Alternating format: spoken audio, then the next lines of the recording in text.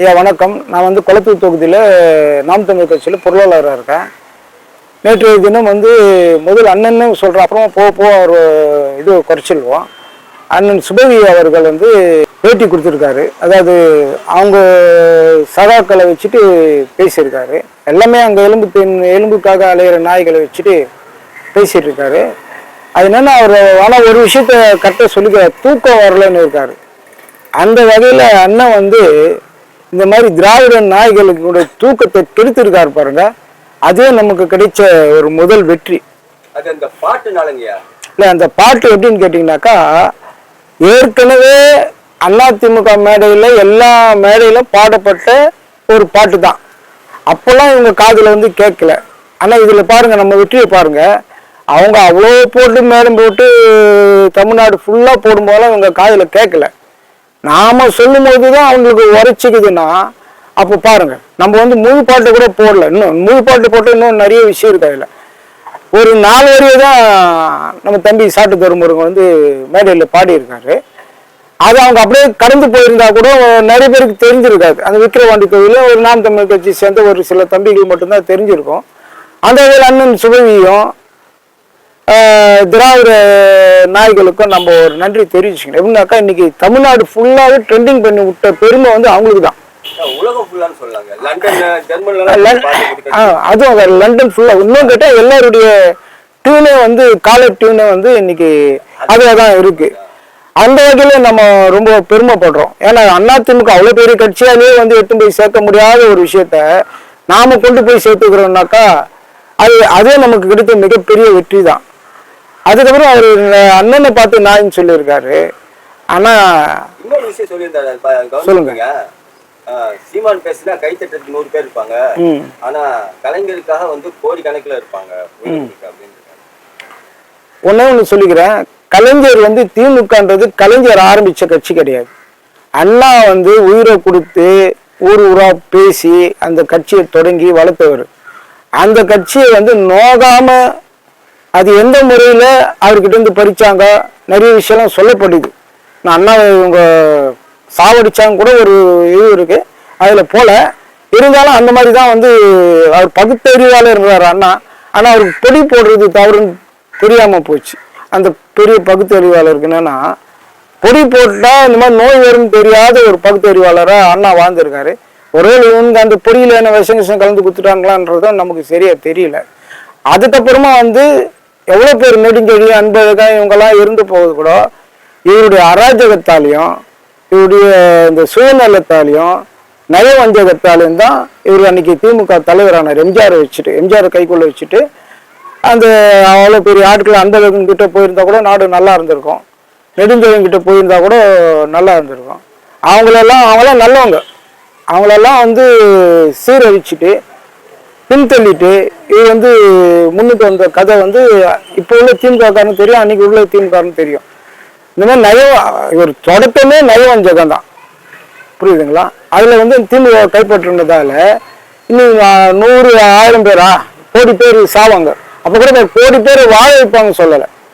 கலைஞரால ஒரு கோடி பேர் வாழ்வான்னு சொல்லலை, கலைஞருக்காக ஒரு கோடி பேர் வந்து உயிரை கொடுக்கும். இந்த உயிரை எடுக்கிறது தான் இவங்களுடைய வேலை. சமீபத்தில் கூட ஆம்ஸ்ட்ராங் வந்து கொல்லப்பட்டாரு. இவங்க ஆட்சிக்கு வந்தால கொலை இதுதான் வந்து முக்கிய பிரதான விஷயமா இருக்கும். அதுவும் வந்து திட்டமிட்டு செய்வாங்க, யாருக்கும் தெரியாம செய்வாங்க. இதுதான் அவங்களுடைய ஆட்சியின் முறையே வந்து இதான், கொள்ளையடிக்கிறது, கொலை பண்றது. இது ஆரம்பத்திலேருந்து தொடக்கமே இந்த கட்சி வளர்ந்தது இதுதான். இப்போ இவர் சொல்றாரு, யாரை பார்த்து அண்ணன் சீமானை பார்த்து நான் என்றாரு. இவர் வந்து எந்த கட்சியில இருக்காரு? முதலாவது திமுகல இருக்காரா? திமுக உறுப்பினர் அவரு? அதுதாங்க என்னுடைய கேள்வியும். ஏன்னா திமுக சார்ந்து யாரும் வந்து ஜாஸ்தி பேசல, வெளியில இருந்து ஆளுங்க தான், அதாவது கூட்டணியில இருப்பாங்க பாத்தீங்களா, அவங்கதான் பேச ஆரம்பிக்கிறாங்க. இவர் கூட்டணி கூட கிடையாது, திராவிட கட்சின்றது கூட்டணி கூட கிடையாது, ஒரு கட்சியே கிடையாது, புரியுதுங்களா? தேர்தலில் அங்கீகாரம் பெறாத ஒரு இது வந்து அந்த கட்சி வந்து தேர்தல் பிரச்சாரத்தும் போது இவனுக்கு யாரும் பண்ண மாட்டாங்க. தேர்தல் பிரச்சாரம் போது வீரமணி கூட்டு போய் பிரச்சாரம் பண்ண சொல்லுங்க, ஒரு ஓட்டு கூட விடாது. இவங்களை வந்து பின்னாடி வச்சுக்கிறது, இந்த மாதிரி ஆன வேலைக்கு தான் இவங்களை வந்து பயன்படுத்திக்க. ஒரு அடியாள் மாதிரி. இப்போ அடியாள் என்ன பண்ணுவாங்க, தேவையானப்போ காசு கொடுத்தா அவன் போய் செஞ்சுட்டு வந்துடுவான். அந்த மாதிரி இவங்களுக்கு வந்து அந்த எலும்பு தூண்டு போடும்போது வாடகை வாயின் மாதிரி இவங்களாம். இவங்க இந்த சூவல்லியா, சின்ன சூவல்லி தான், சுந்தரவல்லி, பெரிய சூன்னு நினச்சிக்காதீங்க, சூவல்லி, சுந்தரவல்லி, கோவன், இந்த மாதிரி சில அல்லட்டுங்கெல்லாம் வந்து ஒரு காசு கொடுத்தா கட்சிட்டு அவங்க அத்தோடு மறைஞ்சு போயிடுவாங்க. திரும்ப அவங்க தொடர்ச்சியா கட்சிக்கோ பிரச்சாரத்துக்கோ வரமாட்டாங்க. கூட திராவிட முன்னேற்ற இவங்க கட்சியில இருக்கிறவங்களுக்கு நம்ம சொல்றது உண்மைன்னு தெரியும். அந்த திடீர் போராளிகள். ஆமா, திடீர் போராளி சொல்ல முடியாது. போராளினா பெரிய விஷயம், நல்ல நல்ல வார்த்தை ஆச்சே. கைக்கூலிங்க, கைக்கூலிங்க, காசு கொடுத்தா வேலை செஞ்சுட்டு போவாங்க, இவ்வளவுதான் கைக்கூலி, வாடகை வாயினுங்க. அவன் அப்புறமா பேச மாட்டான், காசு கொடுத்தா மட்டும்தான் பேசுவாங்க. இந்த வாட்டி கொஞ்சம் காசு அதிகமா வாங்கிட்டு இருக்கிறாரு. இத்தனை வாட்டி வந்து ஒரு 5 நிமிஷம் 10 நிமிஷம் பேசுவாரு. கொஞ்சம் காசு அதிகமா வாங்கிட்டதால ஒரு ஹவர் பேசியிருக்காரு. கலைஞர் நானும் செஞ்சாருன்னு சொல்றாரு. அண்ணா அவர் என்னென்ன செஞ்சாருன்றது வந்து மக்களுக்கு தெரிஞ்சுதான். எம்ஜிஆர் இருந்தவர்களும் அவரை வந்து முதல்வர் ஆக்கல. 13 ஆண்டு காலம் எம்ஜிஆர் ஆண்டாரு. அது வரையிலும் இவரை வந்து முதல்வர் நாற்காலியில உட்காரல. அதான் அவர் மறைஞ்ச தொட்டு, அது கூட அன்னைக்கு வந்து ரஜினிகாந்த் வாய்ஸை கொடுக்க சொல்லி அந்த ஒரு முறை வந்தாரு தவிர, அதுக்கப்புறம் ஜெயலலிதா வந்த பிறகு கூட இவரால் தொடர்ந்து ஜெயலலிதா தான் ஆட்சியில் இருந்தாங்க. சாகர வரலும் ஜெயலலிதா தான் ஆட்சியில் இருந்தாங்க. இவரால் 5 முறை வென்றார்னு சொல்றாரு. 5 முறை எம்எல்ஏ தான் வென்றதை தவிர முதல்வராக வரல. புரியுதுங்களா? முதல்வராக வரல. நம்ம டெபாசிட் எழுந்தோம், ஓகே. ஆனா நம்ம ஒரு முறையும் 10 பைசா கூட கொடுக்க மக்களுக்கு ஒரு புரட்சி செய்து மக்களை விழிப்படைய செஞ்சு அதன் மூலம் தான் நம்ம வாக்குகளை பெற்றிருக்கோம். ஆனா எந்த முறையும் நாம வாங்கின ஓட்டை விட கீழே இறங்கல.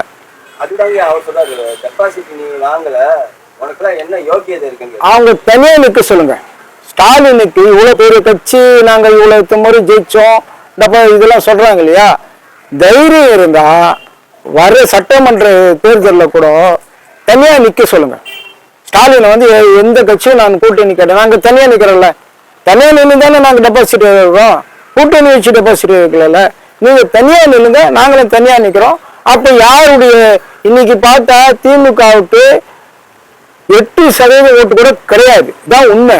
இந்த கூட்டணியில வச்சுட்டு வந்துட்டு ஜெயிச்சுன்னு சொல்றது வந்து மிகப்பெரிய ஒரு கோயத்தனம். புரியுதுங்களா? அவர்கிட்ட சொல்லுங்க, ஸ்டாலின் சொல்லி உண்மையான வீரன், நாங்க இத்தனை ஆண்டு காலம் ஆண்டவங்க, இத்தனை பேரை பார்த்தவங்க, நாங்க இவ்வளவு நாளும் ஆட்சி நடத்தியிருக்கோம், கட்சி நடத்திட்டு வரோம், நாங்க இப்போதான் கட்சி துவங்கணும், 1% 3%, அப்புறமா 7%, அப்புறம் இன்னைக்கு வந்து 8% எட்டிக்கிறோம். புரியுதுங்களா? இப்போ இளைஞர்கள்லாம் வந்து நமக்கு தான் ஓட்டு அளிக்கிறாங்க. நீங்க இவ்வளவு பணம் செலவு பண்ணா கூட அதே மீறி எங்களுக்கு ஓட்டு விழுதுனாக்கா இளைஞர்கள் வந்து நாம் தமிழர் கட்சியில திரண்டு வராங்க. இப்ப இவ்வளவு பேசுறதுக்கு ஒரு திமுக காரனா வாய் திறந்தானா? காரணம் என்ன? திமுக காரனுக்கே தெரியுது இந்த ஆட்சி வந்து மோசமான ஆட்சின்றது திமுக காரனுக்கே தெரியுது. ஒரே ஒரு கேள்வி மட்டும் நான் கேட்கிறேன். இந்த சுபவிய போயிட்டு உண்மையிலே அண்ணன் சொல்ற பாஷைனாக்கா ஒரு அப்பனுக்கு பிறந்திருந்தா சொல்லக்கூடாது, இருந்தாலும் அவர் சொல்ற மாதிரி நம்மளை சொல்ல வைக்கிறாரு. அவரு அப்புறம் ஒருமையில பேச மாட்டேன், இது மாதிரி சொல்ல வச்சுட்டாங்க, நாயின் பேசக்கூடாது, நாயின் பேசிட்டேன்னு சொல்றாரு. பண்ணின்னு கூட சொல்லிக்கிறாரு. சரி, அது அவருடைய பேர் அவரு சொல்லியிருக்காருன்னு வச்சுங்க. ஏன்னா பண்ணி கூட நம்ம போய் பரல முடியாது. அதனால ஒரு கேள்வி மட்டும் கேட்கிறேன். சேகர் பாபுவை நல்லா கேட்டுங்க. ஒரு அப்பா, நம்மளுடைய அப்பாவை வந்து ஒருத்தர் செருப்பை காட்டினானா அடிக்க கூட வேணாம், நோக்கிட்டு வந்தா அவனை நம்ம சும்மா விடுவோமா? அவன் நோக்கும் போதே நம்ம அடிப்போம். அன்னைக்கு அடிக்க முடியலனாலும் ஒரு 2 நாள் கழிச்சாவது அடிப்போம். ஆனா இவ்வளவு பெரிய கலைஞர், ஒரு செருப்பு, இதெல்லாம் சொல்ற இந்த பருப்பு, இந்த சுபவி பருப்பு, ஏன்டா செருப்பு தூக்கின்னு சட்டசபையில் அடிக்க வந்தவனுக்கு இன்னைக்கு ஏற்கனவே ஒழிச்சாங்க நிறைய பேர். அதுல ரகுமான் கான் இவங்க நிறைய பேர் ஒழிச்சவங்களுடைய வாரிசுகள், பரிதியில் நிறைய பேர் ஒழிச்சவங்களுடைய ஆட்கள்லாம் இன்னைக்கு இல்ல, அவங்களாம் ஒதுக்கி வச்சுட்டு RS பாரதி கூட சொல்ற, அவரே கொஞ்சம் கஷ்டப்பட்டிருக்காரு. இந்த சேகர் பாபு யாரு? இவனைதான் நீ பக்கத்தில் வச்சிருக்க. அப்ப என்ன ஆதாயம்? புரியுதுங்களா? ஒரு அப்பனை வந்து இவ்வளவு பெரிய ஆளை வந்து அதெல்லாம் கேட்க உனக்கு துப்பு இருக்கா? அதை போய் நீ கேட்க முடியுமா? ஸ்டாலின் கிட்ட என்ன உங்க அப்பனை வந்து செருப்பு எடுத்து அடிக்க வந்தான், அவனை கூப்பிட்டு இன்னைக்கு அறநிலையத்துறை அமைச்சர் ஆகிட்டு எல்லாரோட ஸ்பெஷலா பக்கத்திலே வச்சுக்கிற. அப்ப அதனுடைய அர்த்தம் என்னன்னு சொல்லி இதை மட்டும் சுபவி வந்து ஒரு அப்பனுக்கு பிறந்த ஆளா இருந்தா, பிறந்தவனா இருந்தா, ஸ்டாலின் கிட்ட கேட்டு அந்த பதிலை மட்டும் வாங்கி கொடுக்க சொல்லுங்க, நான் ஒத்துக்கிறேன். சேகர் பாபு அப்படி சொல்லியிருக்கீங்க. இப்போ சமீபமா அவர் வந்து கூட பேட்டி கொடுத்துருந்தப்ப கண்ணாடி கூண்டுல இருந்து கல்ல எறிகிறார், நாங்கள் எந்த தாங்க மாட்டேங்க அப்படின்னு சீமான் அவர் பார்த்து சொல்றாரு. கண்ணாடி கூண்டுலேருந்து கல் எறிகிறோன்னா நாம் என்ன திமுகல இருக்கோம்? திமுகல இல்லை, நம்ம கண்ணாடி கூண்டுன்னா நான் அது உடைச்செறிஞ்சு நாங்கள் வரோம். கல்லெறிஞ்சா தானே உடைச்செறிஞ்சு வரோம். நாங்கள் கூண்டுக்குள்ளே இருக்கிற கட்சி கிடையாது. நம்ம சுதந்திரமாக சுற்றி தெரிய பறவை மாதிரி நம்ம கட்சி. யாருக்கும் எதுக்கும் நம்ம அஞ்ச போகிறதில்ல. மனசில் பட்ட கருத்தை நம்ம வெளிப்படையாக சொல்கிறோம். வாய் கொழுப்புன்றார் இல்லையா, அது வாய் கொழுப்பு கிடையாது. மக்களை வந்து விழிப்படைய செய்வதற்காக பேசுகிற பேச்சு தானே தவிர தனிப்பட்ட முறையிலே திமுகவோ கலைஞரோ ஸ்டாலினோ நமக்கு எதிரி கிடையாது. அவர்களுடைய கொள்கை தொடர்ந்து வந்து மக்களை வந்து அடிமைப்படுத்தி பயமுறுத்தி குறுக்கு வழியில் ஓட்டை வாங்கி அதிகாரத்தை செலுத்துறதுனால மக்களை வந்து வருங்கால தலைமுறையாவது கொஞ்சம் விழிப்புணர்வோடு இருக்கணுன்றதுக்காக தான் அண்ணன் வந்து மேடையே ஏறி கத்துறார். முகம் கருத்து போய் கூட ஒரு மாதிரி இவங்களை மாதிரி வந்து மேக்கப் போட்டுன்னு முதல்ல ஸ்டாலினுக்கு வந்து சுதந்திரமும் தெரியல, குடியரசுனாலும் தெரியல. அவங்க பையனுக்கு 1200க்கு 1720ன்றாரு. இவங்களுக்கு எந்த ஒரு பொறுப்புணர்வும் கிடையாது.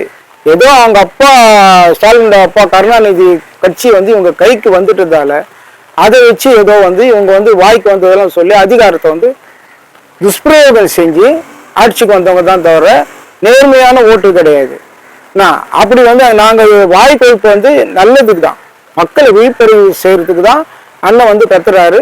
இந்த மாதிரி ஒரு துரோகிகளை மக்கள் விரோத சக்தியை எதிர்த்து போராடணும்னா கண்டிப்பா வாய் கொழுப்பு தேவை. அது நல்ல விஷயம்தான்றது வந்து சேகர் பாபு இன்னும் கொஞ்ச நாள் சேகர் பாபு நம்ம கட்சியில சேர்ந்தாலும் சேர்ந்துருவாரு.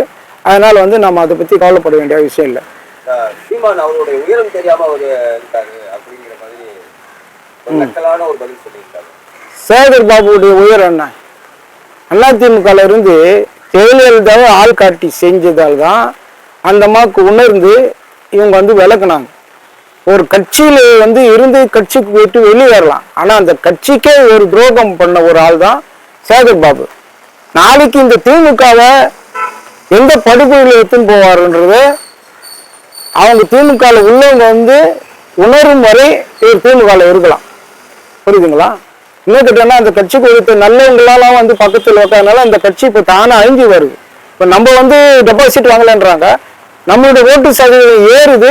அவங்களோட ஓட்டு சதவீதம் பார்த்தா கூட்டணியிலே இருந்து போன ஓட்டு சதவீதம் குறையுது. அதை அவர் உணராம தான் பேசின்னு இருக்காரு. எங்களுடைய உயரம் உயர்ந்துன்னு தான் இருக்குது தவிர அவங்களுடைய உயரம் குறைஞ்சுன்னு தான் இருக்கு. அது வருகின்ற சட்டமன்ற தேர்தலில் தெரியும். இன்னொரு விஷயத்த நான் சொல்றேன், சுபவிக்கு வந்து இப்பவே ஒரு நடுக்கம் உண்டாகுது. அது தூக்கம் இல்லை, இதெல்லாம் வந்து காரணம் என்னன்னா வெறும் நம்ம பேசிட்டதால மட்டும் கிடையாது, இந்த பாட்டால மட்டும் கிடையாது. இப்ப நம்ம கூட்டணி வேறங்கன்னா போய் அமைச்சு இவங்களை வந்து தோற்கடிச்சிருவோம்ன்ற ஒரு பயத்துல இவர் தனியா தானே நின்னு சொன்னாரு. இப்ப கூட்டணிக்கு பேசுறாரு, இந்த மாதிரி விஷயத்தெல்லாம் பேசுறாரு. இப்பவே வந்து அவருக்கு வந்து பயம் இருக்கு.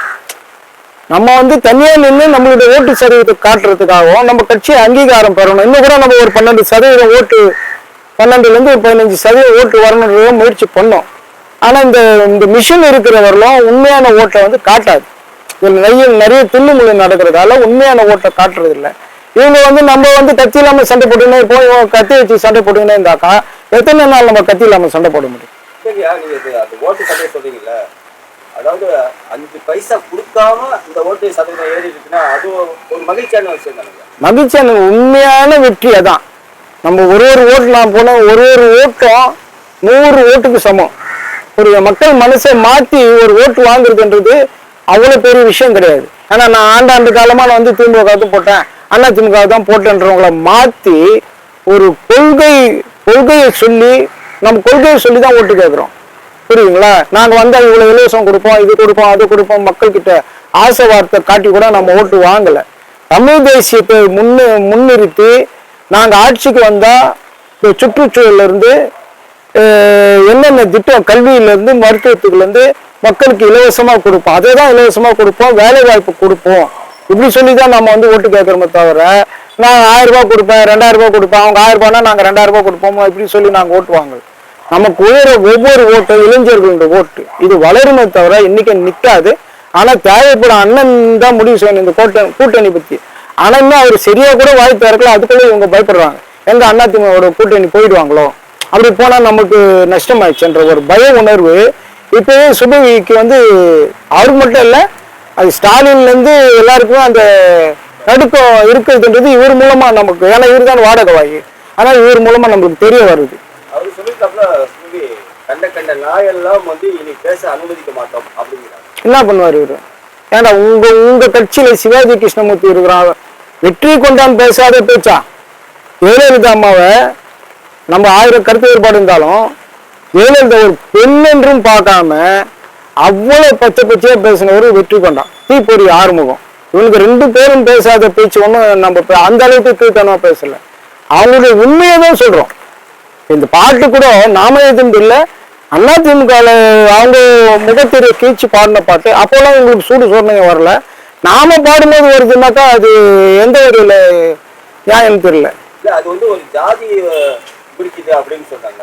இல்ல அது நிறைய பேருக்கு தெரியாது உண்மையான விஷயம்.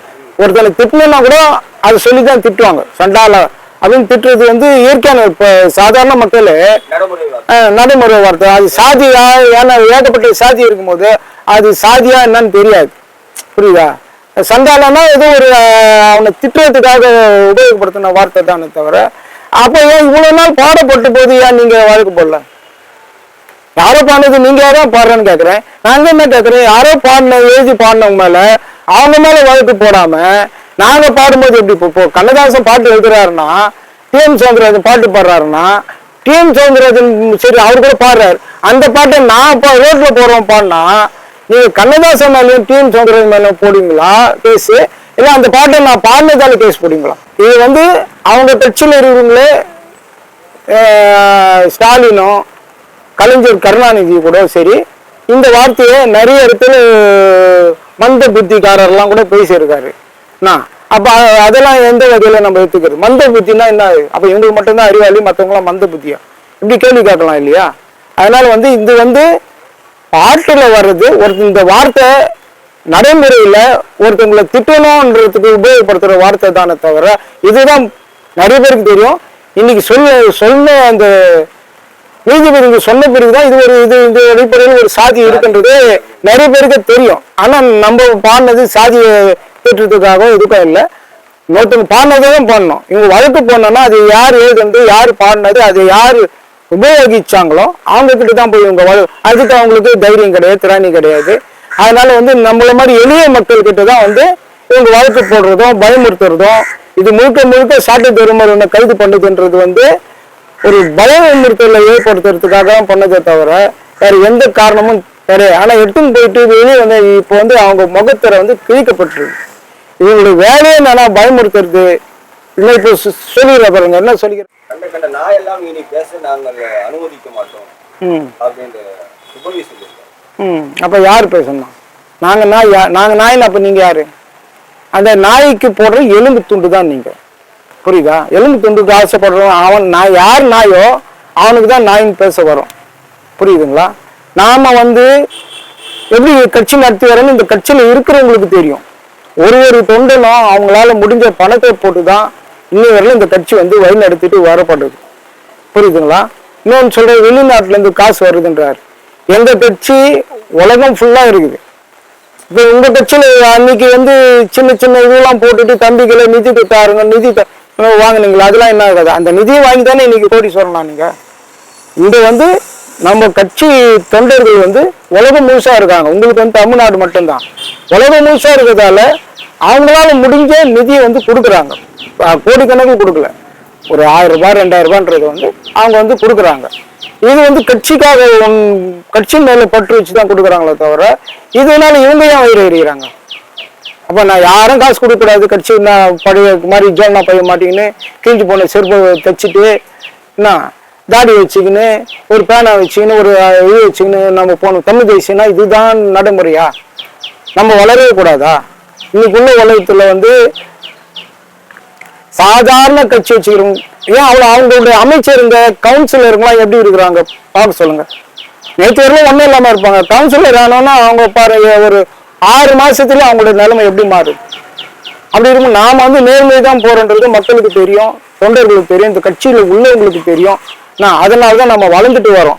வளர்ந்துட்டு வர்றது பொறுக்க முடியாம தான் இன்னைக்கு வந்து ஏன் இவ்வளவு நாள் அவங்க தாக்கல பேசல அவரும் சொல்ற பாருங்க, நாங்க இவ்வளவு நாள் விட்டுட்டோம். காரணம் என்னன்னா இவங்க எங்க வளர போறாங்க, இவங்க இது அப்படியே போயிடுவாங்கன்னு நினைச்சாங்க. இப்ப நம்ம வளர்ந்து வர்றதை பார்த்து அச்சத்தாலதான் இப்ப இவர் பேசுறாரு சுபவி. புரியுதுங்களா? வளர்ச்சி இருக்குன்றது தெரியுது. இப்ப அது சட்டமன்றத்தில் இன்னும் பெருசா எதிரொலிக்க போகுது. இவங்க வேற யாரு கூட கூட்டணி வச்சா நம்ம டெபாசிட் காலி ஆயிடும் அப்படின்ற ஒரு பயத்துல தான் இந்த மாதிரி இவங்களெல்லாம் இறக்கி விட்டு பேச சொல்றது. அதான் சொல்றேன், இந்த வாட்டி கொஞ்சம் அதிகமா காசு வாங்கிற ஒரு உறவர் பேசியிருக்காரு.